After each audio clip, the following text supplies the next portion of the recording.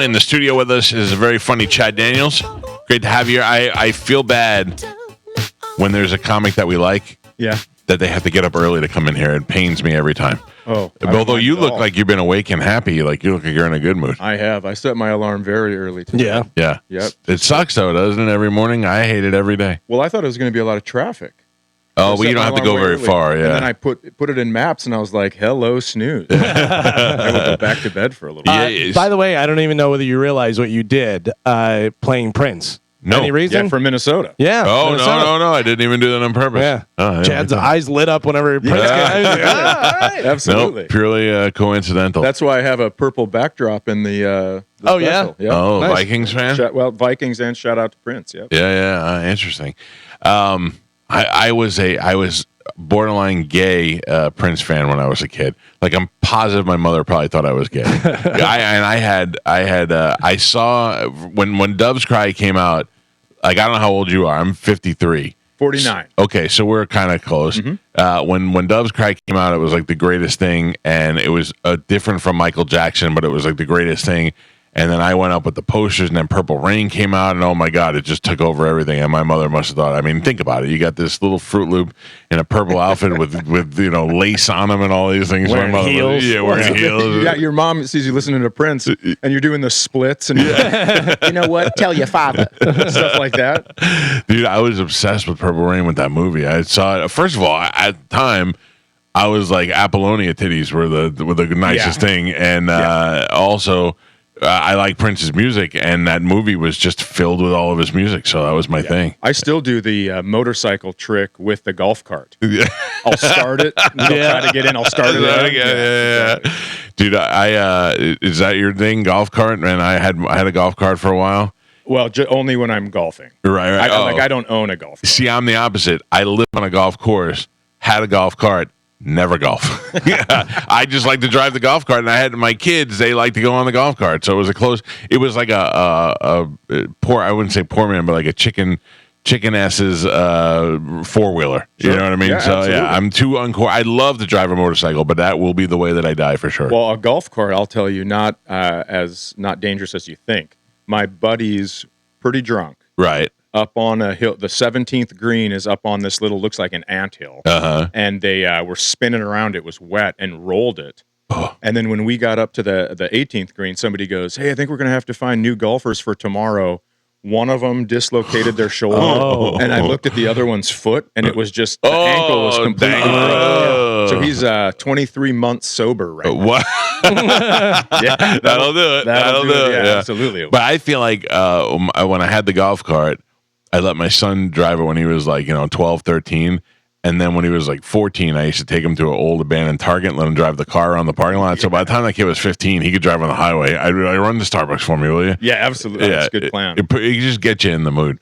We used to, there was a comedy festival in Akumal, Mexico, and a lot of people would rent to get from the Pueblo to where all the events were. They'd rent golf carts. Yeah. But they're so easy to steal. Oh, right. So we would always steal them and then park them at other people's places so Get they them get in in trouble. trouble. That's why I spent my whole night doing that. So, make a real long story short, I had guys come in my house one time after the show. I still to this day don't know if they were trying to rob us or if they were lost. They were foreign. I don't know what happened. They just walked in the house. They just walked in the house through the back door, and I chased them out of the house, and I couldn't catch up with them, and they ran onto the golf course and stole somebody's golf cart. And I got in my car and chased them on the golf course in my truck.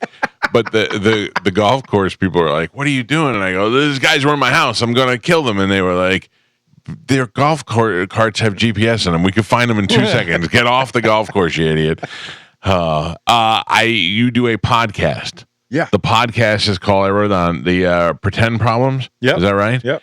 Now, who is that girl that is your girlfriend that you do it with? Yeah, Kelsey Cook. She's Now, also a comedian. How hard is that to do? Because my wife and I are starting to do a podcast on Monday together. Okay. Except your girlfriend is a comedian. My wife just happens to be funny, incredibly mean and funny at the same time. Well, that sounds actually very great. I think it'll be okay, but I don't know, the look of it of doing a podcast with your wife makes me nervous. We just had to re-record an entire episode because she thought we got into a conversation that was too much for public. Oh, really? She But thought that's it the best one. She thought it should have been private, and I was like, listen, if we're doing a podcast, Yeah. like here's the thing. You don't get to tell me what you want to tell me on this podcast and hide behind it. Right. I am going to give you my opinion. What was it about? And so it was about, let me just make sure I have it right. Yeah.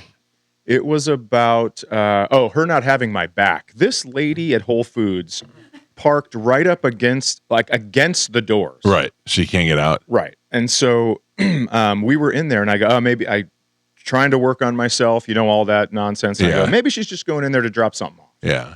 So we're walking around and she's comparison shopping, not even trying to hurry. Yeah. She has two things in her hands. And so then where are you? Trapped in the car? Or are you just like, I don't know how I'm No, going to we have to walk around the car to get in. Gotcha. But you can get into the store. Okay. And so I go, you know what? I'm not going to say anything, whatever. And I didn't think I was going to run into her, but she had forgotten her purse in her car. So she had to go out and we ended up passing as I was leaving and she was going back home. And I just, gave it to her a little bit. Yeah. And so we're talking, and my girlfriend was like, you know what? You just need to let that stuff go. And I go, I don't think I do. Yeah. This is like a 45-year-old woman who's parking in front of a door. Can I ask you this? How do you do it? Like my thing is, I was in Vegas last weekend, and when I'm walking through the casino, and there's a group of people standing in the walkway just chatting it up, I walk by and I go, you guys should stand right in the middle of the walkway, and I just walk past them as I'm saying, I go, this is a great spot for you guys to stand right in the middle of the walkway. Yeah. Like I'm not like, hey, move it, jag off. I just kind of just lay it out there as I'm passing them by a little bit. It makes me feel better. I don't even know if they know it, if they hear it. Yeah, I walked back in with the woman and pointed out some parts in the store she could have parked in. I'm like, why don't you come through the door next time? There's a spot over there by the oranges. So that's what so I know it's a bit much. But I do think if you're 45 and doing that, no one's told you. Yeah, that's what I always feel like is that I'm helping other people by letting this idiot know what they're doing, so maybe they won't do it next time. Yeah, I'm like an idiot cherry popper, if that makes sense. Right, I like to go in, be the first person to tell you you're not supposed to do that. Right. And she did not have your back during this? No, she got in the car and was like trying to do deep breathing exercises. She's like, you're always embarrassing and you're this and you're that. I go, listen, we don't have to go to the store together. But I promise you, if this is going to bother you, we're going to end up not having anywhere to go together. Yeah, it could get worse. I go to Minnesota Wild games all the time, right? And have good seats, and I love to yell and hit the glass. Yeah. And she's always slinking down in her seat, and I just go, "Hey, you don't have to come with me. Right. They're my seats." Also, that's typical hockey behavior. Right. You're allowed to do that. Yep. Yeah. Yes. That should totally be acceptable. I She needs to learn. agree with you. Sometimes I see the beast come out my wife during a hockey game where I'm like, "Who are you?" Yeah. I love that. I would love to see it too. We did have that once. We went to the Minnesota Vikings 49ers Monday night game. Okay. And we had these guys started drinking when they woke up. Yeah. And I get it, right? But they were, this one guy kept hitting her in the back of the head when he would stand up. And so finally, I go, do you want me to say something? And she's like, no. And then she's getting tears in her eyes. And I go, well, I better say something. And she just stood up and she just Turn around and lay screamed down. And I was like, well, we better leave because this is the horniest I've ever been for you. It's unbelievable. Carmen just laid something on me before the show that I find very hard to believe. Kelsey's parents were both professional foosball players. Yeah, her mom's in the International Foosball Hall of Fame. That is hilarious It's to me. unbelievable. Frank Caliendo, the fact that he's a ranked ping pong player blows my mind. Both her parents were foosball players. Yeah, that's where they met. So without foosball, she doesn't exist. Thank God for foosball. Foosball means a lot to me Okay. because I shared an apartment with this guy named Freddie when I was really poor. And then my buddy Pete got kicked out of his place, so he had to come live with me. But he had to live in my room. And in my room, I had a twin bed and a love seat. And then Pete and I would play foosball every night to see who got the bed and who had to sleep on the love seat. So part of my spinal scoliosis situation is because I'm not good at foosball. By the way, that statement sounded like you were a foreigner in the NFL. Foosball has been very good to you. Yeah. The fact that that somebody did it professionally is hilarious to me. Yeah, so they both did it professionally. Her dad also is an international yo-yo man. He is the Spokane, Washington, what do you call it, poet laureate? Poet laureate, yeah. Laureate. And then also plays trumpet in the Spokane Symphony. What does he do for like a real job? The symphony is a real job, but he's also a professor at Gonzaga. Oh, so he teaches music. So this I know who he's voting for. Yeah, he does crosswords in 4 minutes. Yeah. You know, that kind of stuff. Yeah. The whiz. And now, and how is she as a girlfriend? Surprisingly normal with those sort of parents, or just a little touched of everything? Well, yeah, a little touched of everything. I'd say, she's very funny. Yeah, she is very funny. Yeah, but we were eating, and she there was a sparrow landed on the table next to us, and we were just about to go to an ADHD test for me. Right. And we stopped there first, and she goes, "I just want to pick up the birdie with both my hands and kiss him on his forehead." And I'm like, I don't know why I'm the one being tested. This is ridiculous. But so we were talking about this one time. Brave Little Toaster. Do you know that movie? I do not. Okay, so it's a cartoon, right? And it's you have one of the scenes was the air conditioner freaked out because the other appliances weren't including. Okay. But it's a scene where he starts on fire and he starts yelling.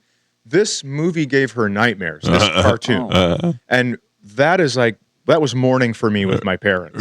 It's like, what took you so long to get up here? That was my baseline. Right. And so we are very different in that. She came from soft-spoken parents. Oh, her parents gave her crayons, and they were encouraging. Yeah, I get so you. when my phone doesn't work or I can't get something to work on my computer and I slam the laptop shut, she has to recenter. It's pretty wild. And how do you guys get together? Because that seems like an unlikely.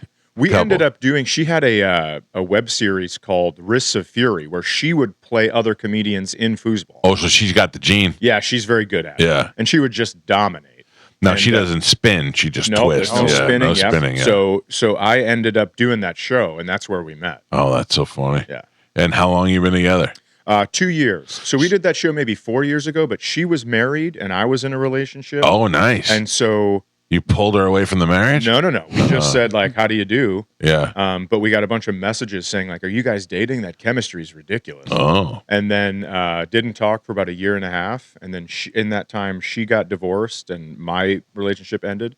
And she contacted me and said, hey, did you get these messages? And I said, I did. And she goes, should we see if they're real? And I'm like, really? Oh. She was thinking about you the whole time. Like, have you seen me and have you seen you? Yeah, let's get together. What's going on here? Yeah. She was thinking about you the whole time. I don't know. You might have been what contributed to the end of her marriage. Can I tell you something? I hope so. Yeah. I've never been that guy that gets to break stuff up. Right. Why? You look like you're a good looking guy. You got tattoos. You seem kind of cool. You know what's I'm just saying, like if I'm a girl, like I already think you're cool as a guy, but as a girl, I'm like, you'd be my type. Oh, well, that's very nice. So you can see my picture over there. That's how long my beard is normally. Yesterday, and I'm telling you, less than 24 hours ago, I go to my barber and he goes, lean your head back. I'm just going to trim up the wispies. And then all of a sudden he goes, oh. And I go, what happened? He goes, oh, nothing. Oh, then I you feel went too the far. comb against my skin, and I can hear the electric razor clicking the comb. Oh, yeah. And I was like, how short are we going? I look like a guy right now whose estranged daughter invited him to the wedding, and he had to clean up a little bit. I think you look younger now with the shorter beard. Oh, well, I hope. This show is all about us destroying each other mentally. Poor Spanish is ready to jump off the bridge. If it looked bad, I'd be like, "Oh yeah, they got you." I think you look like Tom Segura's healthier brother.